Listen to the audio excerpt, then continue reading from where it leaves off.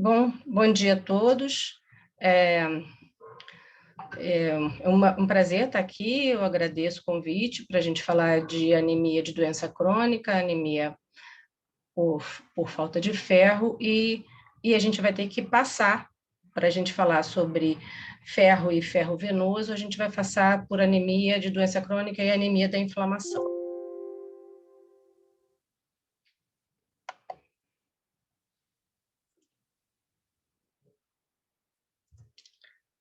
Bem, esse aqui é o desenho da eritropoiese normal, que vocês já conhecem bem, desde a célula-tronco, o receptor de eritropoetina atuando na CFU e fazendo amadurecimento celular, e aí eu chamo atenção para esse receptor, para essa eritropoetina aqui, que ela é um ator importante na nossa anemia de doença crônica, e depois a incorporação do ferro dentro da hemácia, reticulócito e eritrócito.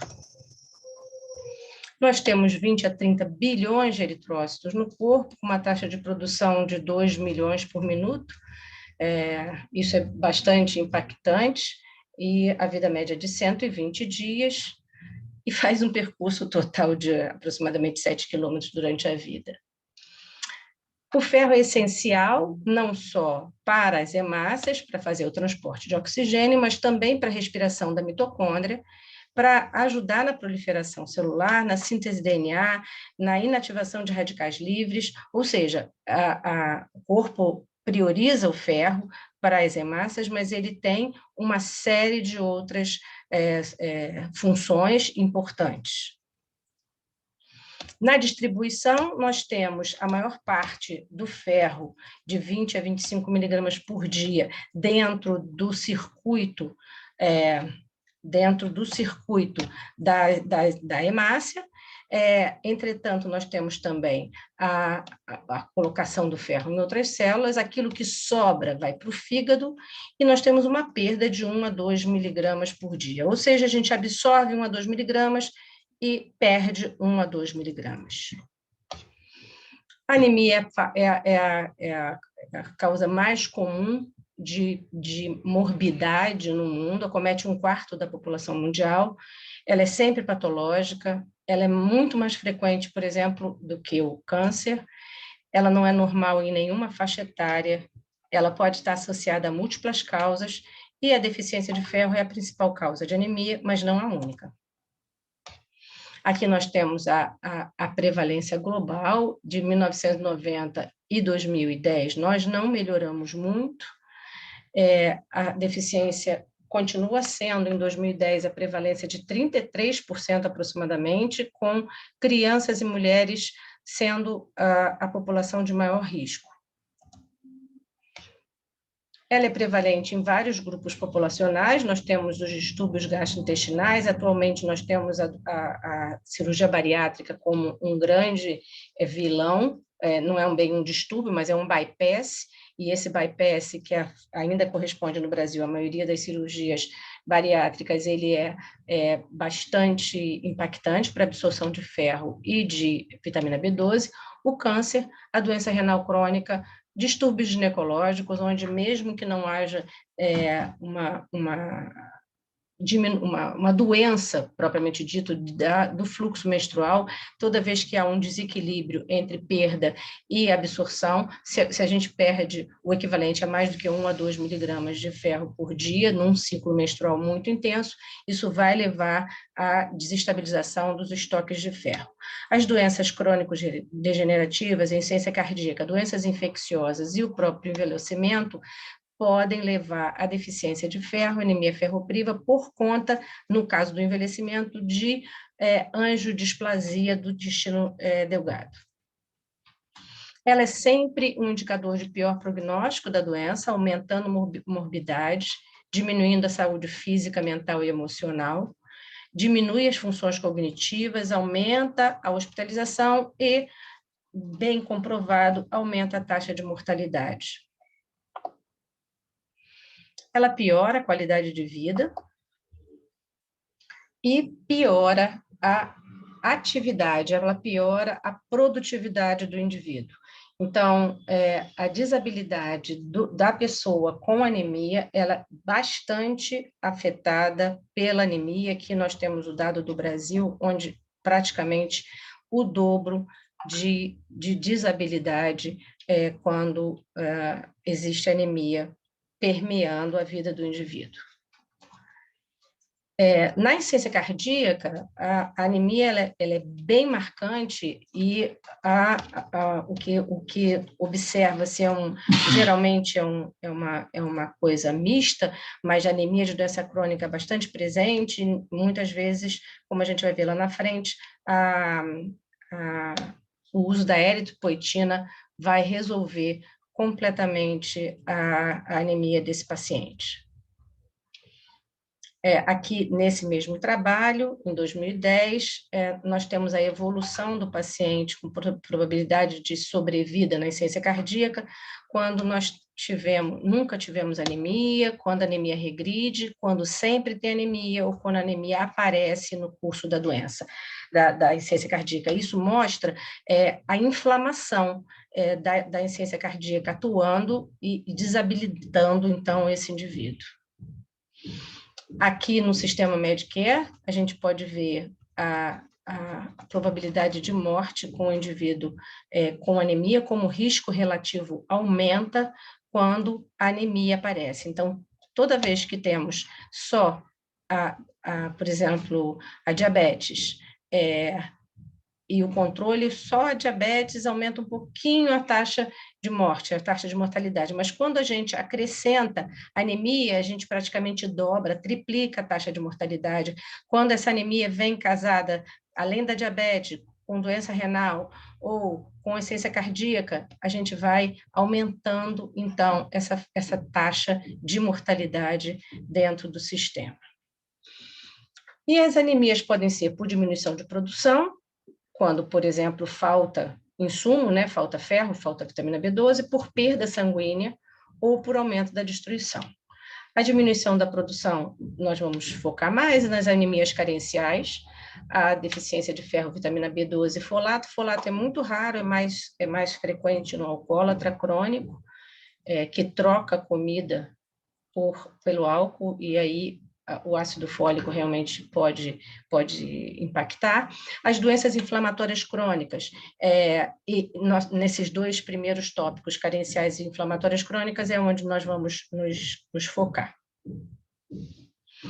E aí é importante a gente entender que tem dois tipos de deficiência de ferro. A deficiência absoluta de ferro, onde não existe estoque de ferro, ou o estoque está muito baixo, e a deficiência funcional de ferro, e aqui anemia da inflamação ou anemia de doença crônica. Nessa deficiência funcional, o estoque de ferro está disponível, só que ele está sequestrado dentro do sistema retículo endotelial e dentro da célula intestinal. E aí, esse aprisionamento do ferro faz com que você tenha uma deficiência de ferro, e nós vamos ver ali mais na frente o índice de saturação de transferrina bem baixinho. Na deficiência funcional de ferro ou anemia da inflamação, ela é a segunda causa mais frequente de anemia, tem uma prevalência alta, é a causa mais frequente em pacientes hospitalizados, ela é secundária a infecção, inflamação crônica, doença inflamatória intestinal, doenças autoimunes, insuficiência renal, insuficiência cardíaca e o câncer. Nela, nós temos diminuição da sobrevida das hemácias, uma resposta medular inadequada e o distúrbio do metabolismo do ferro, conforme a gente acabou de falar, com o aprisionamento do ferro dentro do sistema retículo endotelial. E aí não é o homem de ferro, nem a Lady de ferro, que controla a absorção e a distribuição de ferro. Na verdade, é um hormônio chamado epsidina, ele é produzido no fígado. E o que acontece com a epsidina? Toda vez que nós temos ou excesso de ferro, ou hipóxia, ou infecção, a epsidina ela é mobilizada ou negativamente, quando a gente já tem anemia hipóxica, ou positivamente, quando nós temos infecção, através da estimulação da interleucina 6, aumenta a epsidina. O que faz a epsidina? A epsidina, ela diminui a absorção aqui em cima da DCYTB, então o ferro da dieta é menos absorvido, mas, secundariamente, muito importante, ela estimula a produção de ferroportina. A ferroportina, ela funciona como uma porteira, como uma chave na porteira que faz com que o ferro passe da ferritina de dentro do epiterócito para a corrente sanguínea. Então, a epsidina vai bloquear aqui e vai bloquear aqui embaixo. Ela também vai bloquear que o ferro do catabolismo dos eritrócitos velhos e que entram no macrófago também são bloqueados pela epsidina e pela ferroportina. Portanto, o ferro fica sequestrado tanto na célula intestinal quanto dentro do macrófago. Esse aqui é o sistema macro dessa alteração. Então, a gente tem a interleucina 6 atuando, fazendo a produção da epsidina, e a ferroportina, então, bloqueando o ferro no duodeno, no sistema retículo endotelial. E isso daí faz com que a epsidina também, esse mecanismo, também faz com que, na função renal prejudicada pela inflamação, nós tenhamos o clearance da epsidina diminuído. Então, mais epsidina produzida e menos epsidina sendo liberada. A epsidina e a homeostase do ferro, então, nós vamos ter a inibição, em resumo, né? E vamos ter maior retenção de ferro nos macrófagos. O que a gente vai ter desse paciente? Ele tem sintomas relacionados à doença de base. A anemia de doença crônica pode se desenvolver desde cedo na doença inflamatória, na doença renal, 30 a 60 dias, não progride, ela fica sempre igual, e existe uma correlação positiva entre a anemia e a intensidade e atividade da doença de base. Então, você pode ver que se a função renal melhora, a anemia melhora um pouco. Se a insuficiência cardíaca melhora, a anemia também melhora, mesmo sem tratamento. Anemia de doença crônica, então, ela tem entre 9 e 11 de hemoglobina, e ela está associada a infecções, inflamações e neoplasias. Nela, nós vamos ter o ferro e a saturação de transferrina baixa e a ferritina normal ou alta.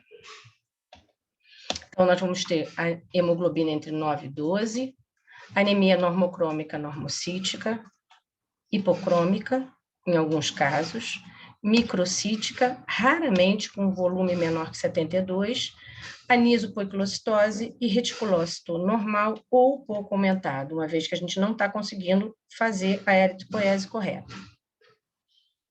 E aí, quando a gente tem a hemoglobina do homem abaixo de 13 e da mulher abaixo de 12, como é que a gente vai investigar?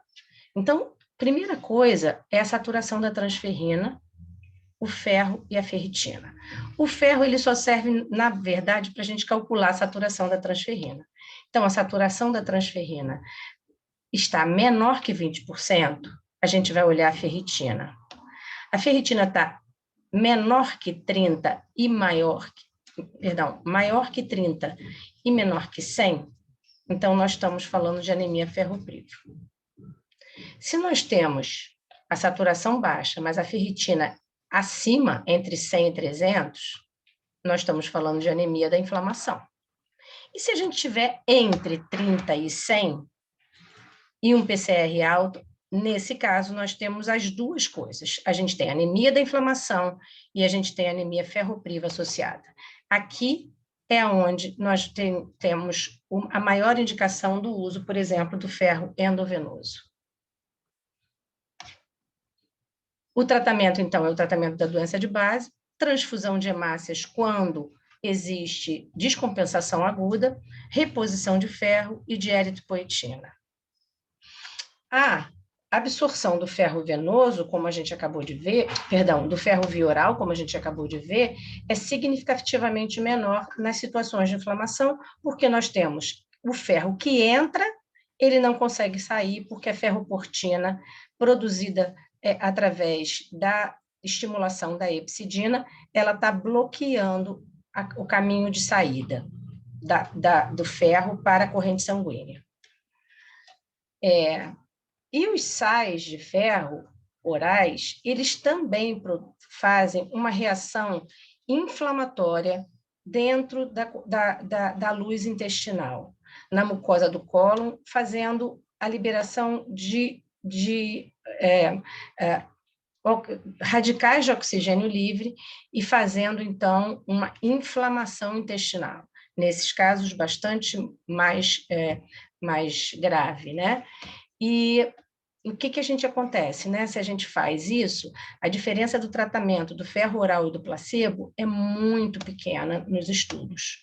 Sem ferro, ferro oral e ferro venoso, nós temos um aumento de respondedores muito significativo, de 25, 36 com ferro oral para 68 com ferro venoso, isso com os pacientes oncológicos. E como é que a gente trata, então, a anemia no câncer? Qual é o objetivo? É corrigir a anemia, melhorar a qualidade de vida e evitar ao máximo a transfusão de hemácia.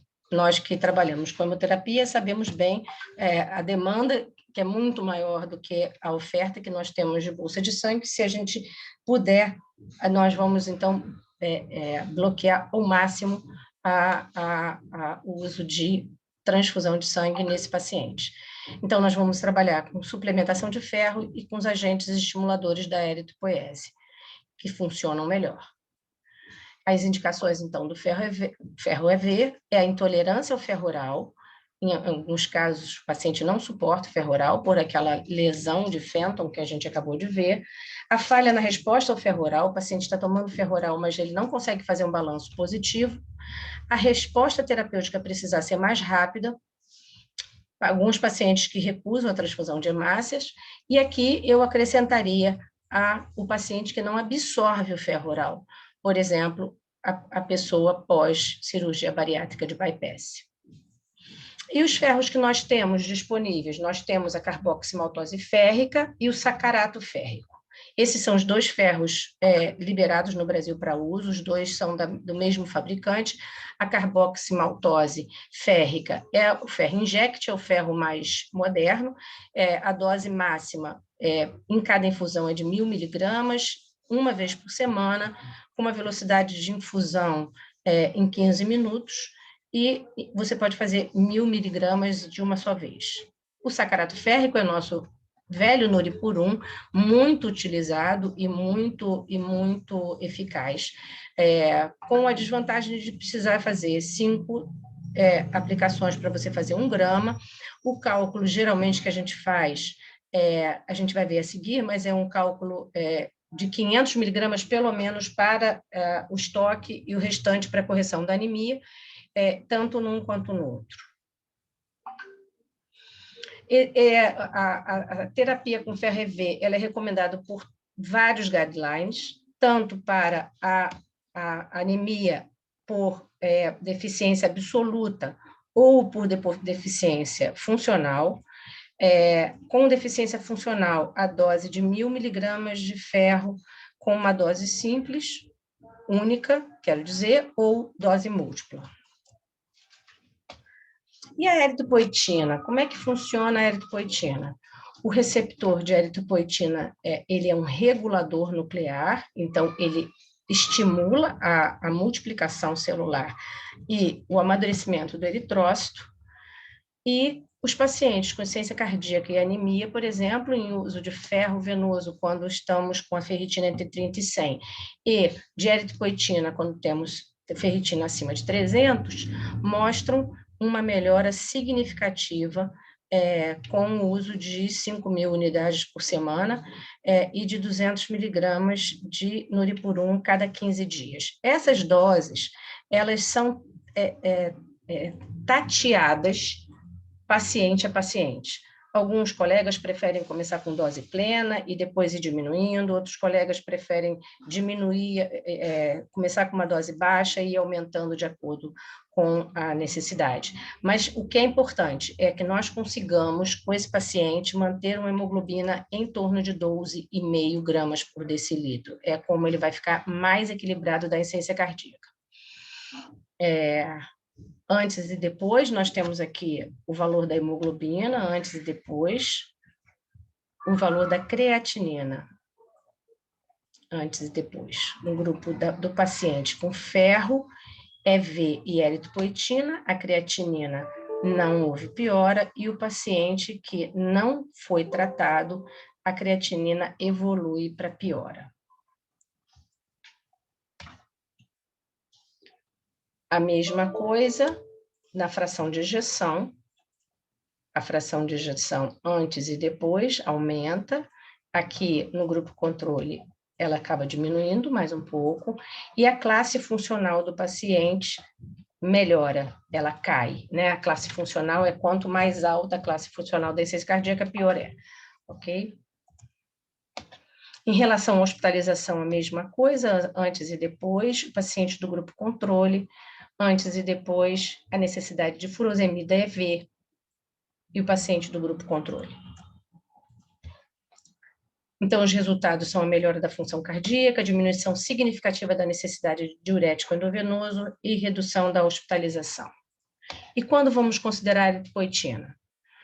Em pacientes com hemoglobina abaixo de 10, na insuficiência renal. Em pacientes com hemoglobina entre 10 e 12 e que têm sintomas, comorbidades, tem disfunção renal, tem redução da hemoglobina, por exemplo, entre 1 e 2 gramas depois do primeiro e antes do segundo ciclo de quimioterapia, e a transfusão de hemácia é considerada dependendo da intensidade dessa anemia e das condições clínicas do paciente. Eu vi na semana passada um paciente que, depois do primeiro ciclo de quimioterapia, ele caiu para 4 de hemoglobina, e ele tinha 10 de hemoglobina antes.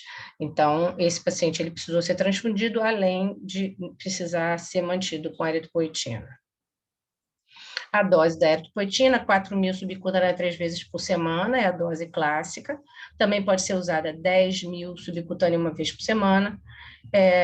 E a gente tem que, pelo menos, fazer por 4 semanas, mas não é fazer 4 semanas e parar a eritropoetina. É fazer 4 semanas e manter a eritropoetina numa dose proporcionalmente mais baixa, até que nós consigamos, com a dose estabelecida, manter a hemoglobina entre 12 e 12,5. Isso que a gente acabou de falar, manter a hemoglobina para que ela não exceda 12, 12,5.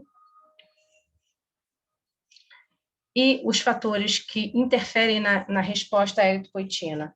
A reposição de ferro sendo oral, se você tiver a ferritina sérica abaixo de 100, a saturação abaixo de 20, a via intravenosa vai fazer com que o paciente responda melhor à eritropoetina. A deficiência de folato P12, desnutrição, a doença inflamatória infecciosa fora de controle.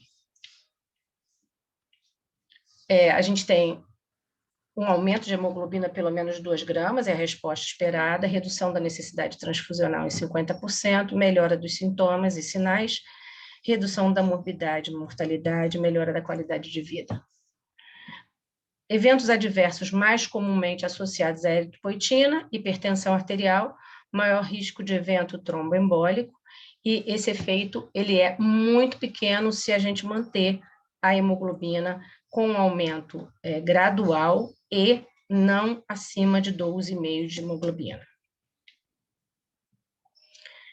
E a deficiência de ferro e anemia, os obstáculos menos da metade são investigadas quanto ao perfil de ferro.